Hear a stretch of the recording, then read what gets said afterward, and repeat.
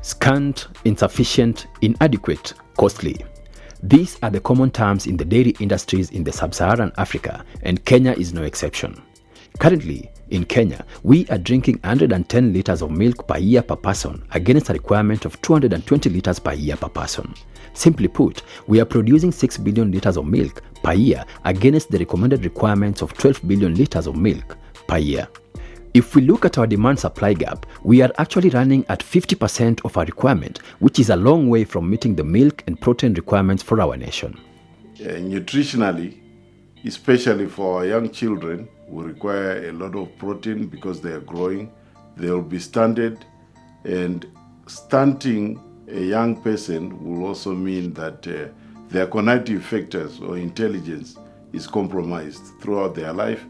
And we now know that even when we deal with stunted people, they pass on the genes to their next generation, which is a very bad thing. So milk is a good food to meet all the nutritional needs that we would require. And for growing children, it's very important to meet their brain development and cognitive factors. Artificial insemination technology is the key to bridging this gap. Artificial insemination, AI, is the process of collecting sperm cells from a male animal and manually depositing them into the reproductive tract of a female. AI develops the productivity of the animal in a predictive manner, and continued use of the technology has potential to double milk production per unit cow within a generation of breeding. With AI, one can predict the growth and production of cows because of the use of characterized genetics. Continuous use of artificial insemination to get our cows to produce 25 to 30 liters per day, which will actually meet our 12 billion requirement. In most African countries, AI use is lower than 10%. Luckily in Kenya, we have around 20% use of AI by our Kenya dairy farmers. Though we are doing good compared to other African countries, there is need to improve the access of AI and its utilization. Currently, AI is delivered using liquid nitrogen to preserve and store bull semen. However, liquid nitrogen is not readily available, mainly because it is compressed from the air, and most of the countries use on-site generators, which use a lot of electricity, require spares and technical skills to maintain, thus are expensive to manage. Unavailability and cost of liquid nitrogen has largely constrained dairy farmers' access to quality AI services. Delivering artificial insemination has been challenged by lack of storage, what we call cryopreservation or liquid nitrogen to store the bull semen. We are challenged in the sense that liquid nitrogen is obtained from compressing air, which can be done industrially by companies like BOC, British Oxygen Company, which makes oxygen. Otherwise, we will have to compress it. Where BOC is not available, we will compress it from on-site generators. These on-site generators are expensive to maintain. They require spares to be imported. They require talent who really understand and know how to fix them when they go down. So this has made liquid nitrogen availability very scarce. Liquid nitrogen boils off at -196 degrees Celsius, therefore extracts it and refrigerates the semen container at the cold temperature. Equally, carbon dioxide can be converted to dry ice, which sublimes at -78 degrees Celsius, which is still an effective temperature for storing bull semen. The availability of liquid carbon dioxide is good. We can have people access liquid carbon dioxide all over this region or all over the counties in Kenya, which will help us grow artificial insemination if we use it to supplement the shortages of liquid nitrogen. Global Good Fund, through extensive research and trial in their laboratories in Seattle and through fields in Tanzania, Uganda and Kenya, has proven dry ice to be the best alternative for liquid nitrogen in artificial insemination, where bull semen needs to be stored in cryogenic temperatures to remain viable. The research and field trials revolved around the design and use of new special cryogenic container, AI Field Flask, making use of dry ice more convenient by the AI service providers during the final mile delivery of bull semen to the dairy farmers. Global Good Fund has developed this technology in support of over 9 million dairy cattle in the East African region and have opted to partner with Kaba Acid Limited as the regional suppliers for the technology in East Africa. The technology of using dry ice as the alternative to liquid nitrogen in the final mile delivery of bull semen to the farmer is made possible by use of specialized equipment designed by Intellectual Ventures. Micro Bulk Tank. This is a special tank made for storage and transportation of liquefied carbon dioxide and is directly connected to a dry ice pack maker via a flexible high pressure hose.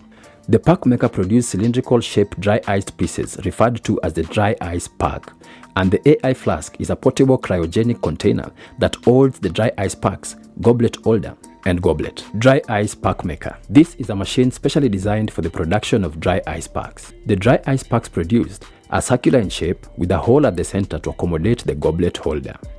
The dry ice pack maker comes in two models: the manually operated compression jack and the pneumatically operated compression jack. Dry ice AI Field Flask. This is a specially designed portable container that is easy to use in the field by the inseminator. It is lightweight, vacuum insulated, and has a 15-day dry ice holding time. Inside is color-coded goblet holder where the dry ice is placed on top of the other. The goblet holder is also designed to prevent the goblet from coming into direct contact by the dry ice packs. The goblet holder is color-coded to avoid straw exposure. The goblet is designed to hold the bull semen straws. Dry packs are produced from liquid carbon dioxide that is stored in a micro bulk tank. The micro bulk tank is connected to a dry ice pack maker via a flexible high pressure hose. When handling carbon dioxide, your safety must come first. Before you begin production of the dry ice packs, ensure that you are working in a well-ventilated area. Carbon dioxide can cause asphyxiation. Dress in appropriate protective gear. Carbon dioxide is stored under high pressure and is extremely cold and can cause frostbite. Read and understand the information in the material safety data sheet. Once you have done the above, you are now ready to begin the production of packs using the pack maker. Ensure all pipe fittings are tightly fastened. Close and tighten the pack maker cover.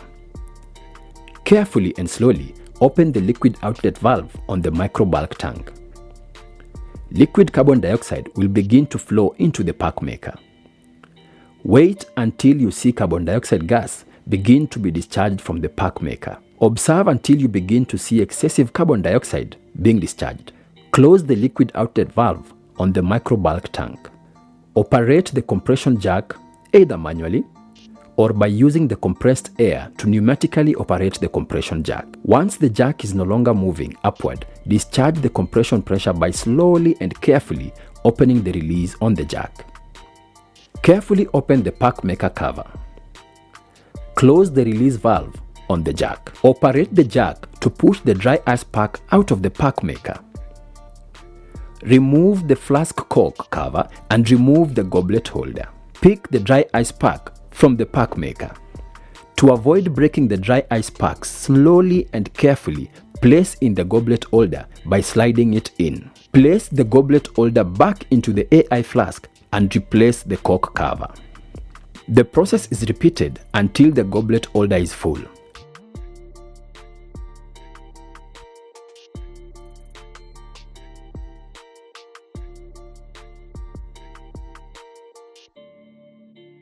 Now close the flask by replacing the flask lid and secure it using the clamps.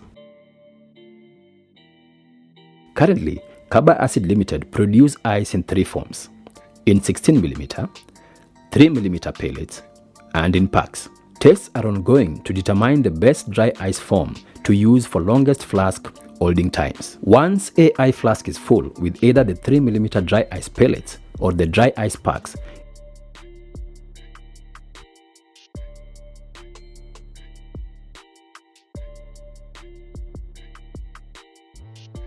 it is then packaged and sent to the inseminator via Wells Fargo Courier Services.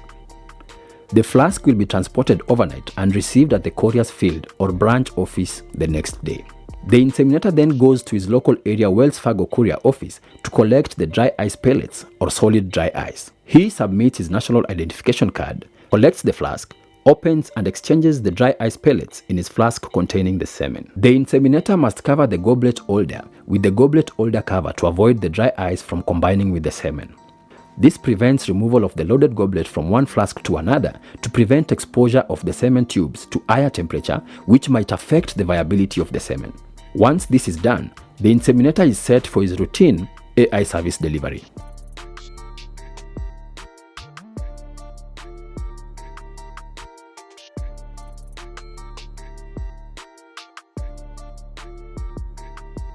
The artificial insemination process in the field will be similar to that currently in use with liquid nitrogen, but only this time with the more readily available and cheaper dry ice technology in use.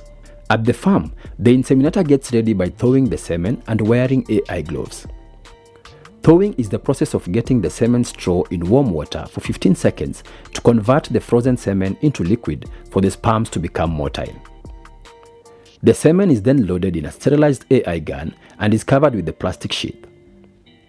The inseminator, after applying the lubricant on the glove, then inserts the gloved hand into the rectum to get hold of the cervix through the rectal wall. The AI gun, loaded with the semen straw, is then pressed and the insemination is complete. Nina faida kwa AI kwa sababu ng'ombe yangu inaitwa Yameni. Nimepata AI na faida ya AI ni kuongeza maziwa na haipati magonjwa kutokana na dume za kawaida za kienyeji. Iko na nguvu kwa sababu ni AI. From 2012 mpaka 2019 mwezi wa 3 nilikuwa nikitumia liquid nitrogen can, but from 29th March nimekuwa nikitumia flask ya dry ice, na nikifanya comparison ninaona hii ya dry ice, the flask ya dry ice imekuwa ya msaada sana, kwa maana liquid nitrogen inakuanga challenge, mara inapatikana mara haipatikani, na wakati inakosekana mahali unaipata na double price. Hii can ya 1 liter ya liquid nitrogen, once you refill inaenda 1 week alafu una refill tena, lakini hii ya dry ice una refill after 14 days. Hii flask in terms of portability ni safe, kwa maana most of the times wakati unatembea na motorbike unaweza anguka, la ukiwa umebeba hii flask, kwa sababu imefungwa vizuri na ni dry ice, haiwezi kumwagika, so ukianguka haiwezi kukumwagikia. Lakini ukikompare na liquid nitrogen, ukianguka inakumwagikia. Tena availability ya dry ice, it's readily available, wakati wote unahitaji unaipata. But liquid nitrogen mtungi inaweza ishia kwa mkulima, ukienda kurefill unapata hakuna. So dry ice ni readily available. We are grateful to Global Good for having developed this technology and for choosing Carbasi to help supply dry ice to support the 9 million dairy cattle in the East Africa region. So with that, we would like to see adoption of this technology, embracing AI to grow the utilization of artificial insemination so that our cattle productivity will increase to bridge the supply gap of 50%. If we increase our inseminations by even twice the rate of what we are doing, from 10% to 20% in East African countries, and from 20% in Kenya to greater than 40%, we will actually bridge the gap to have sufficient production locally and even have access to export. Carbasi CO2 Limited, in partnership with Global Good Initiative, is pleased to provide and supply the AI flask and dry ice for the benefit of the AI technician and the farmer. Mimi nikiwa mkulima niko na furaha kwa sababu ya AI na AI iendelee.